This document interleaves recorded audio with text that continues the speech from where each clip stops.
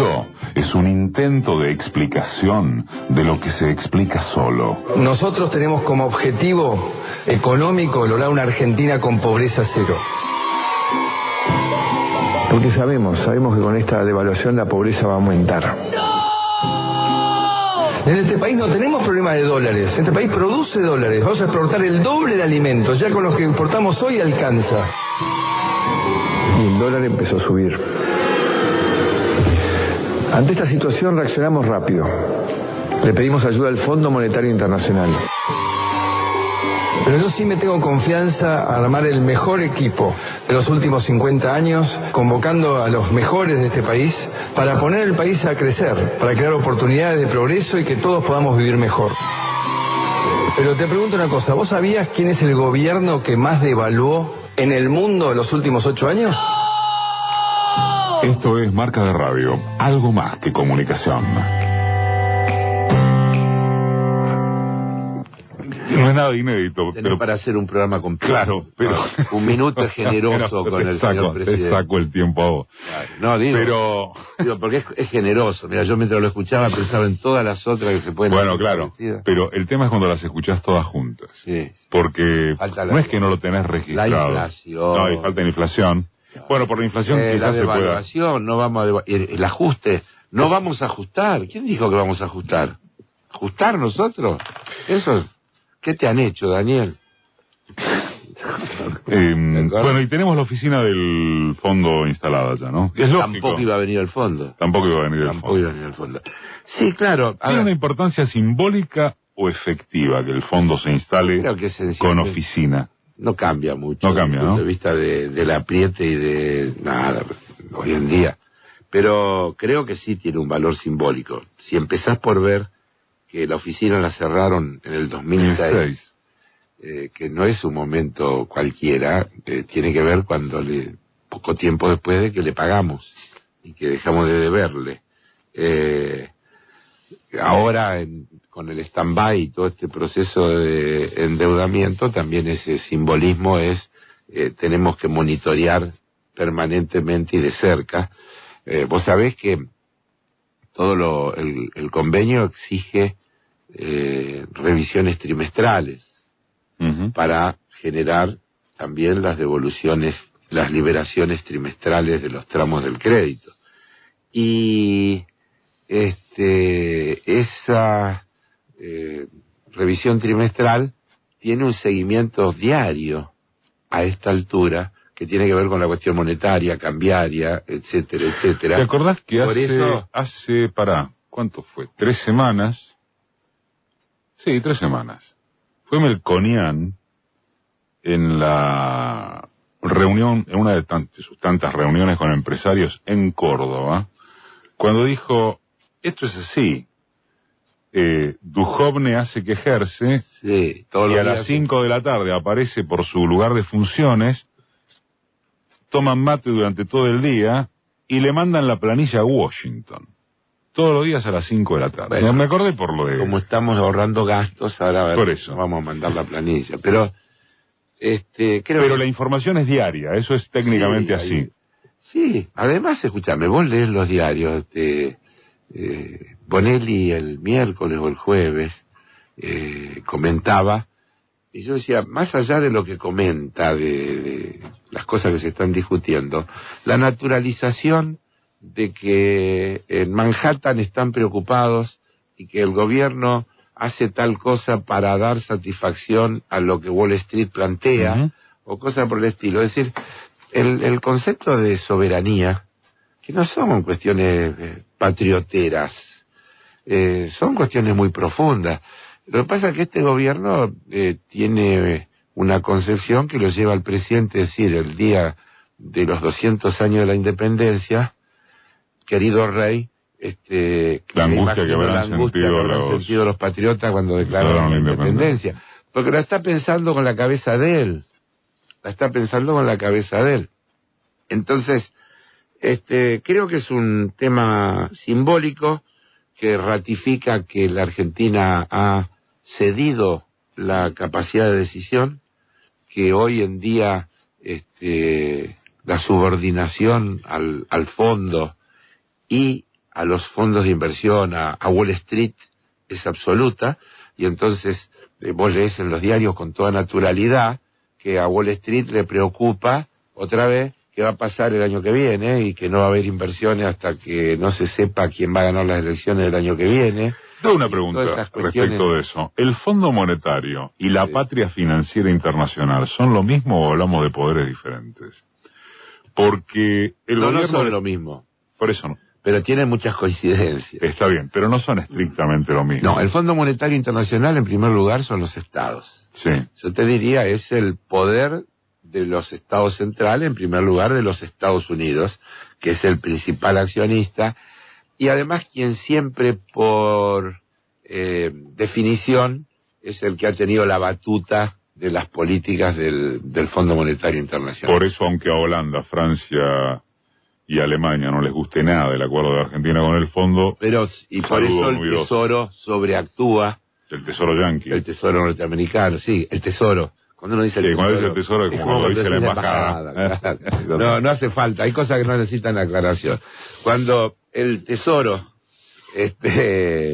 sale sobreactuando, diciendo que apoya y qué sé yo cuánto, está condicionando al resto de los países para decirle, muchacho, quédese piola, esto hay que aprobarlo porque es nuestra política. Uh-huh. Bueno, el tema es... Pero, eso es el fondo que son los estados. Sí. Y vamos a ponerle que está el interés de la Casa Blanca y de los estados, pero básicamente de los Estados Unidos, sí, por lo que la penetración china en la Argentina, entonces un respaldo geopolítico al gobierno de Macri, eso es el fondo. Ahora, la patria financiera internacional, los inversores, los bancos de inversión, etcétera... Eso quieren ganar mucha guita. Eso quieren ganar mucha plata, claro. Y garantía de llevárselo. Y acá cierra el circuito. Porque el fondo lo que viene a hacer, entonces donde aparece el rol del Estado capitalista y la conjunción de esos Estados capitalistas, que es el Fondo Monetario, ¿qué es lo que viene a hacer? A prestarle plata a la Argentina para garantizarle a los acreedores privados que van a cobrar. Entonces, finalmente, va a quedar Argentina endeudada con el fondo, pero los acreedores privados respaldados por estos créditos. Y eso es lo que significan los acuerdos con el Fondo Monetario Internacional. Mediodía de los sábados en la red. La marca con Carlos Heller. 12:15, bueno, casi. Coloquio de idea... A mí se me ocurre coloquio de idea, Instituto para el Desarrollo Empresario de la Argentina, la crema del establishment, digamos. Más de las empresas locales que de las internacionales, para aclarar. Ok. Se hace todos los años, es una suerte de house organ de la... Donde se baja líneas. Claro, de la bajada de línea empresarial en Argentina. Allí Macri, digo para tomar una medida, ¿no? Fue recibido... con ovación en diciembre del año pasado, porque, perdón, en octubre, noviembre del año pasado, recordemos, Macri venía de ganar las elecciones, esto además fue antes de ese parteaguas para mí, por lo menos en términos de reacción de la clase media, que significó la manifestación espontánea de la gente de los sectores medios contra la reforma previsional, y después empezó a desbarrancarse todo. O por lo menos todo respecto de el estadio económico de las mayorías y en particular, si se quiere, de la clase media.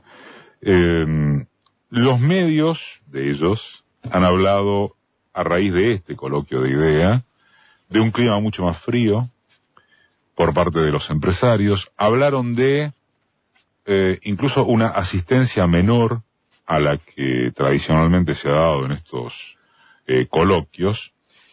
Y incluso se reveló alguna encuesta de esas que se hacen internamente en los coloquios, que revelan que la mayoría de los empresarios señala estar viviendo el peor momento, su peor momento, desde la crisis de 2001. Sin embargo, también revelaron esas encuestas, seguimos confiando en el gobierno. Claro.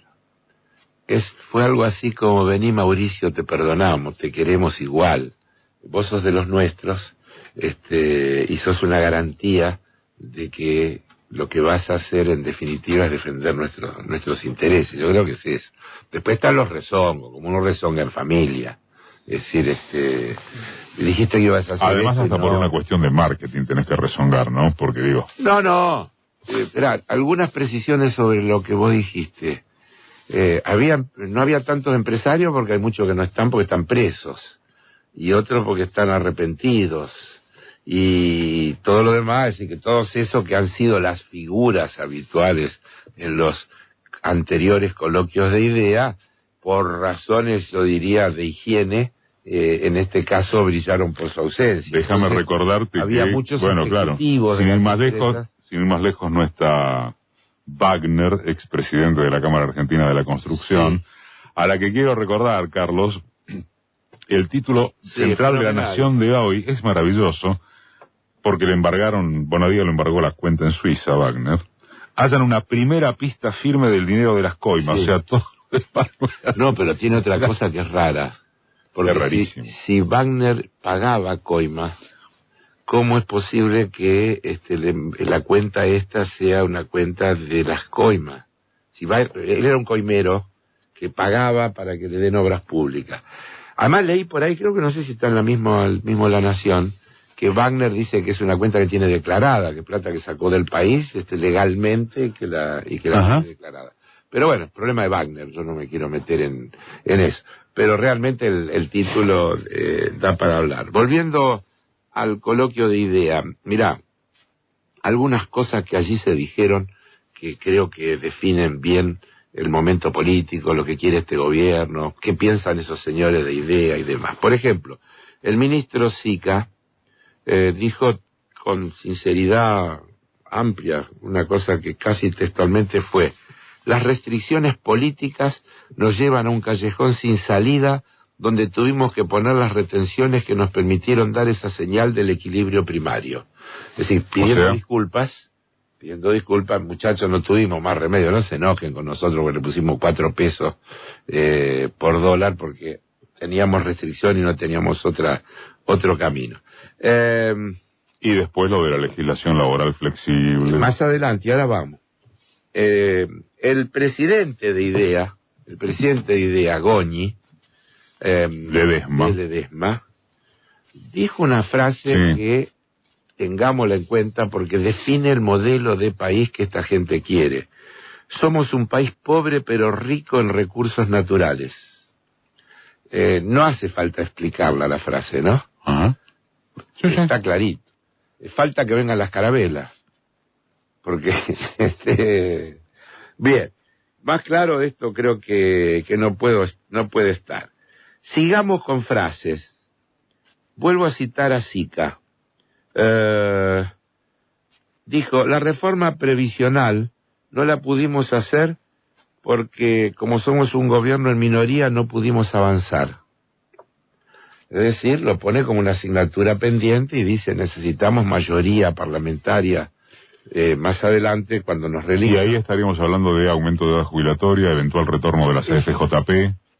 No, porque ¿de qué hablamos cuando hablamos de reforma jubilatoria? Seguramente de que el sistema sí es insustentable según ellos, entonces las jubilaciones tienen que costar menos. La forma de costar menos son diversas. Una de ellas es alargar la edad, con lo cual la gente paga más años y tiene beneficios por menos, porque el beneficio es entre la edad en que deja de aportar, la edad en que promedio en que la gente se muere.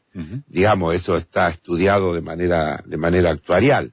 La otra es fragmentar el sistema como se hizo en el tema Caballo, que es en definitiva dejar una jubilación para pobres estatal y a los que tienen mayor poder adquisitivo ofrecerle la alternativa de su propia capitalización y hacerse su propia jubilación. Entonces hay, insisto, un sistema jubilatorio con mínimos para los trabajadores que no tienen mayor capacidad que eso y que tendrán que resignarse a esa situación. Desde luego eso implicará recortes en lo que hay para el PAMI, como ya se ve en los remedios, en las prestaciones, porque la jubilación es también cada cuántos años te cambian los anteojos, cuando cada cuántos años te cambian los audífonos. Vos te imaginás en la tercera edad, cuando vos tomás tomás una cosa, decir, bueno, los anteojos en vez de cada 2 años, cada 3. Es una economía enorme. Ahora, ¿cómo ve el último año ese señor o esa señora de la tercera edad? No le importa a nadie. Bueno. No, recién estábamos viendo justo a partir del informe del CEPA con Hernán Lecher el tema del descenso, sin ir más lejos, en el consumo de medicamentos. Claro, y sí. Que cayó un 23% y un 30% en los hogares pobres. Lógico, y seguramente también cuando se observe los consumos de quienes tienen medicamentos a través del PAMI, vas a ver que muchos medicamentos que eran gratuitos, que proveía el PAMI, dejaron de ser gratuitos. Y entonces, al dejar de ser gratuitos, en realidad la gente los deja de consumir porque no los puede pagar. Estábamos hablando de las frases del podio, no ya del coloquio de ideas solamente, sino de esta semana. Para mi gusto, pero es algo muy subjetivo, me parece casi insuperable la de Duhovne diciendo: ojalá que la inflación no sea como la que prevé el Fondo Monetario, que es mayor a la que prevén esos. O sea, sí. Un ministro de Economía. Bueno, ojalá pero que se equivoquen. Lo que pasa es que los informes vienen siendo peores cada vez. Es decir, el gobierno, yo lo expliqué, creo que lo hablamos la semana pasada, el gobierno mandó el presupuesto con los datos que había acordado con el fondo. 2,4 de caída este año y 0,5 el que viene. Sí, y el fondo le dice... El fondo le dice, ahora no, 2,4 no va a ser, este año va a ser 2,6 y el año que viene no va a ser 0,5, va a ser 1,6. Y con la inflación pasa lo mismo. Le dice, y nosotros creemos que va a andar por el 25, es decir, le corrige los datos. Pero es peor, porque Duhovne dijo eso antes de ver los de la CEPAL, que salieron al día siguiente. Recordemos que es la Comisión Económica para América Latina. Latina. Son peores que los del fondo. Sí. La CEPAL dice que este año... A ver, el gobierno dice este año 2,4. De caída del PBI. De caída. Fondo dice 2,6, la CEPAL dice 2,8. Para el año 2019, el gobierno dice 0,5, el fondo dice 1,6, la CEPAL dice 1,8. Yo te pediría alguna precisión, por lo menos como respuesta disparadora, porque tengo la certeza de que uno se habitúa, porque está sobreinformado, porque es un manejo habitual hablar de 2,6 del PBI, 2,4. Sí. Primero que un 2 y pico suena poco, siempre. Es muchísimo. Claro, pero ¿y cómo lo referencias para entender que es muchísimo? Estás hablando del tamaño de la economía. Claro. Estamos diciendo que este año lo que la Argentina produce se va a achicar casi un 3%, y sobre ese nivel achicado, el año que viene se va a achicar un 2% más.